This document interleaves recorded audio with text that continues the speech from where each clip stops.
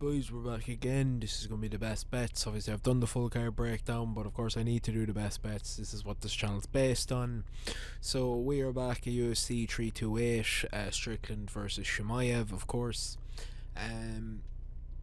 I think looking at this card, it is kind of a questionable title fight. It is a bit of a questionable title fight. I'm not really sure why Strickland gets another title fight, being honest. But look, we didn't do too good last week. I had the lock wrong. That's my own fault. I'm not going to be able to act like anything else, so it's my own fault.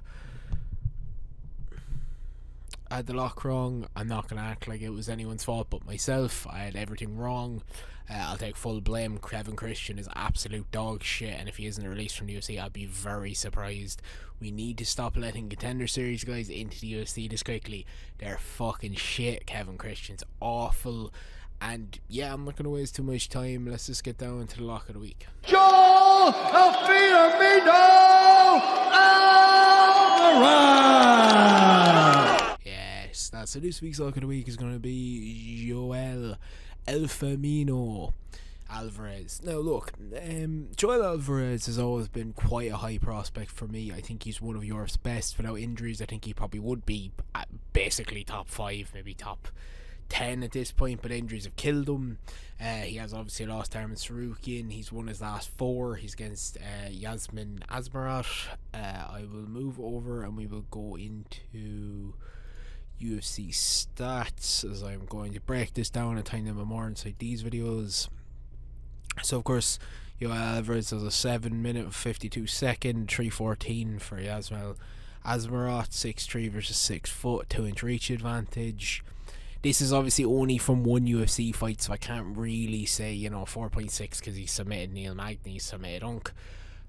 I'm going to be realistic here, and I'm going to actually talk about this from a normal sense. Watching Yasser Azman outside the UFC, the man looks very slow. He's beaten absolutely nobody's. He's beaten, besides Douglas Lima in PFL, the man has not really beaten anyone in the actual MMA space. I understand he's 21-1. He's looked good inside the octagon outside of the UFC, but Christian McMillan, yeah, Anaconda choke, but in CFC, 21-10, 21-12. Like, he went 3-3 in Bellator. It's not great. Even Jason Jackson, the one person actually beat him, the ass kicking machine, it was a slog of a fight. Logan Stanley, another not very great name. You have to think this is Bellator, like, outside of actual stuff. He didn't really fight anyone inside Bellator. Like, again, he was 11-0, fighting 0-3, 25-6. He came into Bellator and took out a few names. Of course, he beat Douglas Lima. And again, a bit of a slog. He looks a bit slower now, even in the UFC. He looks slow against Neil Magny. Got lucky that he fought Neil Magny. Someone who starts slow as well. He didn't look that quick on the feet. His grappling looks good, but maybe it's one of those things where he's able to land a bit more grappling against someone who isn't really a high-level grappler like Neil Magny. I'm going to look at this as Joel Alvarez is just going to be able to storm through him. I think that's going to be one of these ones where Joel Alvarez starts very, very quickly. Joel Alvarez is someone who won't take a step back on the back foot. He's going to push him towards the cage, like the finish on Bremer, like the finish on Dijmar Close. I think he's just going to be able to keep pushing him, and yeah, I think he's going to get the finish here. I actually will go with sub or decision. I will go with Joel Alvarez to get this done, and we will move down to the favourites. Here we are now inside the favourites, and yeah, I'm just going to break this down quite easily. Tesoro Tyra, to me, I'll give you a shorter version from my full breakdown, but to be honest, I kind of just see Josh Fan not being able to hold 25 minutes. He has never done outside the UFC. He has never done in the UFC. The one thing I will say that was absolutely retarded is the way that he got blamed for celebrating winning the title. That's the stupidest thing. I'm not the biggest fan of him. I do think that he's a bit fraudulent, but at the same time, I will give him credit, and I did tip him that night. You can't exactly blame the man. He's the youngest UFC champion the second youngest ever. It's Pantoja's fault for not being able to break a fall as a Brazilian, like, black BBJ black belt. It's his own fucking fault. I really can't understand why people were blaming Van. Maybe Van over celebrated, but still, you're the second youngest UFC champion ever. You're going to celebrate. Do you want him to do the Sterling thing where he drops the belt, goes, oh, I don't want that, then celebrates afterwards? No, you just want him to be realistic. He can celebrate. But again, it's a fraudulent win, and it's hard to know. I think Tesoro Tyra is able to outwork him in 25 minutes. I think the Charles Johnson fight is a clear and very obvious impact to that. I would go towards the Brandon Laval fight, but there's no wrestling in that. There's no real need for Josh Fan to go for it. At the same time, I think if Josh Fan is someone who really needs to kind of be pushed to the limit, I'm not sure his 25-minute cardio against someone as good as Tesoro Tyra. I have to go with the best. I have to go with the Japanese man. I'll go with decision. I'll go with Tesoro Tyra to take a split. I'll go with 48-47, and we will move on to Volkov. Now again, I think Volkov is going to be very much the same as his fight against Pavlovich for Acosta, where he just looks slow. He doesn't throw combinations. He just looks to throw the one big strike.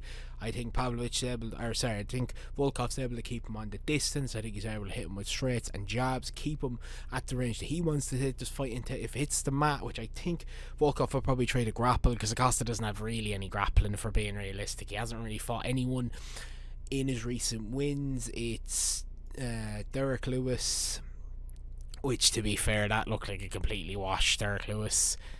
Of course, he was stabbed in the eye by Ante Dijala, and then he finished him. And Chimaev, again, he knocked out Chimaev, but we've seen him get flatlined on the weekend. It ain't really anything special. I can see Volkov taking this and getting a title fight against either Alex Pereira or Gan. We hope it's Pereira. No one wants Gan, the French cheating cunt. But we moved on to then Pat Sabatini. Again, I just think Pat Sabatini wrestle fucks. Gomes has never had great takedown defense. He looked good against Toronto Brito in that sense, but I also think it was one of those ones where Jonathan Brito maybe was a bit overrated in wrestling. I think if we look at this from a realistic standpoint, Pat Sabatini should just be able to out wrestle him over 3 rounds. I'll take it 29-28. And then we'll move into Bobby Green. Bobby Green's obviously 4-13, massive favourite against Jeremy Stevens. Another one where I think he just schools him. This is 2026 Bobby Green. This is like June flight. You know, the flight reacts coming to basketball in 1 month. This is exactly it. He's already 2-0. Coming into 2026, I think he makes a 3-0 here. I think he takes I'm going to say 30-26 decision. I think that he absolutely schools Jeremy Stevens and really makes him look like a chump. But we'll move down to the underdogs, and we will, as I'm trying not to get blocked by Jim Miller here, because I kind of put Jim Miller in the middle, so hold on, just like, okay, right, that should work.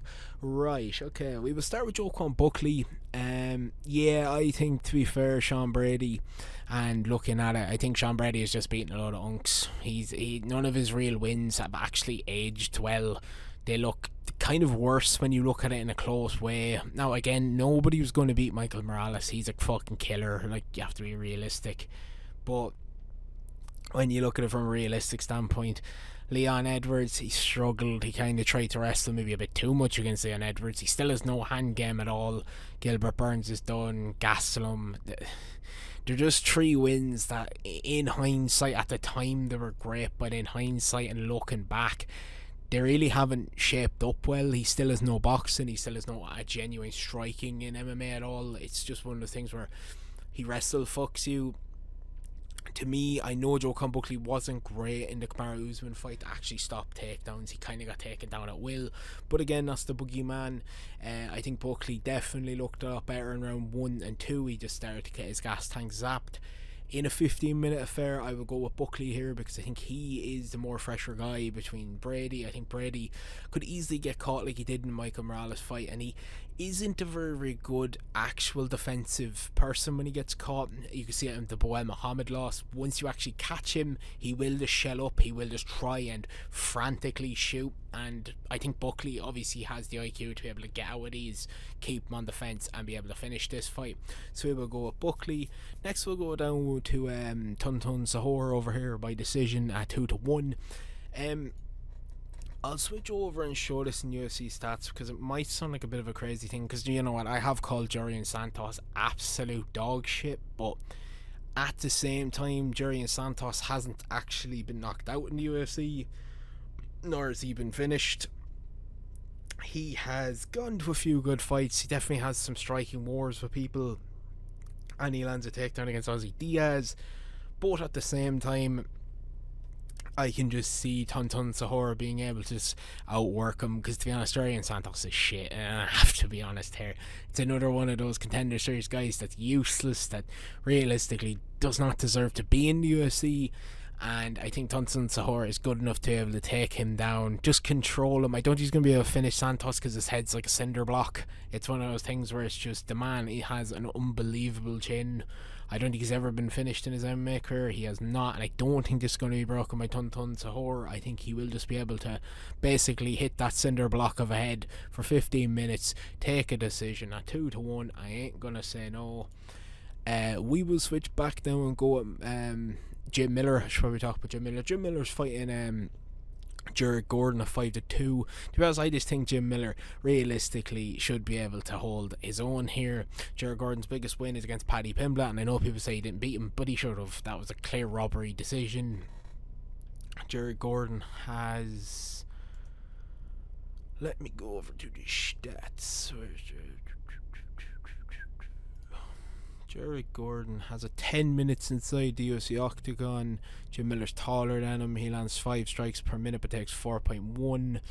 He lands 1.7 takedowns. Jim Miller's 1.7 submissions. Not the highest takedown. He has higher takedown accuracy, not great defending. But again, I can see Jim Miller being able to piece him up on the feet, being able to keep his feet moving. And if Jared Gordon shoots in desperately, I think Jim Miller grabs him with the guillotine, hits him with one of the best moves he has, and definitely grabs the submission. We'll then move into Matthias Rebeski, who's fighting Grant Dawson. And yeah, I have to look at this from a realistic standpoint that Grant Dawson's very chinny. Grant Dawson is one of the people who isn't a great actual MMA fighter. He's a brilliant wrestler, one of the best, but that's it. He's never developed a striking game. He's very much kind of like a Bo Nickel, that if he gets hit, very much like a Sean Brady, if he gets hit, he shells. He's just someone who doesn't really have smart defense on attack and like the actual offensive side of things. His striking defense is poor. Miguel Torres flatlined him. King Green flatlined him. I don't see Rebeski flatlining him, but I can see Rebeski keeping the pressure going, keeping in his face, keeping the fight on the feet, having great scrambles on the ground, and being able to scrape a decision here. I'll go with a 29-28 Rebeski split. And now I'll go with one of the more shocking ones in this video. I will go with Sean Strickland to beat Chimaev. Now, again, I know Chimaev absolutely spams takedowns, like he had 12 against Drakus. But at the same time, Sean does have a 76% takedown defense. He doesn't really land any of his own. Chimaev has a 5 for his fights. Strickland has really only been taken down by DDP with 6 takedowns in their first fight. You'd have to be realistic. He still popped back up from a lot of them. He wasn't really controlled. He's never really been fully controlled in a fight by anyone. To me, I'm going to look at this from a realistic standpoint. Chimaev landed 12 inside his fight against DDP. But being realistic, he done that because he was scared. He was shitting Czechny bricks. And yes, he's landed a lot of takedowns against a lot of fighters. But Kamaru Usman is a good example. Gilbert Burns is a good example. Once you were able to drag him out of round 1 or 2, over about 8-9 minutes, he really gasses. He looks like the man who was absolutely withered by COVID. And that's what I'm expecting here. I'm expecting him to be able to be Strickland, to be able to actually survive. And because Strickland's never been submitted, Strickland has barely ever even been finished. Strickland is a decision merchant. He's not the most interesting, but you think about this, he should be able to really chip away and wear down someone who's on the level of Chimaev. I think there's another big upset coming, just the way he did with Izzy. I can actually see Strickland keeping the jab and the teep kicks. I know we laugh at it, we're like, jab, teep kick, but it's definitely going to work. It's something that if he can just make it past even the 3rd round and force Chimaev to do more than he did in the DDP fight. The 5th round of the DDP fight's a good example. DDP started to get him massively on top. Chimaev looked shattered, and I think this is going to happen again. I think Strickland's going to be able to take this, and I'm going to go with the shock of Strickland winning. That's going to be it. If you did enjoy the video, please hit the like button or hit subscribe button. Oh, say, just before I forget, the AK actually pays 51. Just because I know I can't show on the video. AK pays 51. But anyways, everything I've said, and peace.